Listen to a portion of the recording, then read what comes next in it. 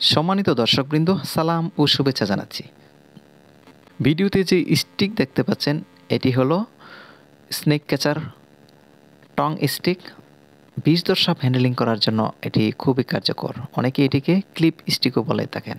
আমাদের দেশে অনেক স্নেক রেস্কিউয়ার আছেন, তারা জীবনের ঝুঁকি নিয়ে সাপ রেস্কিউ করে থাকেন। দেখুন, এখানে একজন মুরব্বী মনোস্লিট কোবরা রেস্কিউ করছেন হাতে ছোট একটি বেত নিয়ে, যা মোটেও নিরাপদ নয়। উনি প্রথমে টংজাতীয় স্টিক দিয়ে সাপের গলা চেপে ধরে তারপর লেজে হাত দেওয়া উচিত ছিল। মনোস্লিট কোবরাকে বাংলায় খরিশ কুকরা, অনেকে পদ্ম কুকরা নামেও চিনে থাকেন। এতে রয়েছে অত্যন্ত শক্তিশালী নিউরোটক্সিক ভেনম। দেখুন, এখনই ওনার হাঁটুতে কেটে দিতে পারতো। এই মনোস্লিট কোবরা সাধারণত ড্রাই বাইট হয় না বললেই চলে। তাই আপনারা যারা স্নেক রেস্কিউয়ার হিসেবে কাজ করছেন, জীবনের ঝুঁকি নিয়ে দেখুন এখনই কেটে দিচ্ছিল। জীবনের ঝুঁকি নিয়ে আপনারা সাপ এভাবে রেস্কিউ করতে যাবেন না। অবশ্যই টং জাতীয় স্টিক নিয়ে যাবেন এবং নিজের নিরাপদ আগে। সাপের জীবন বাঁচাবেন ঠিক আছে, আপনার জীবন আগে।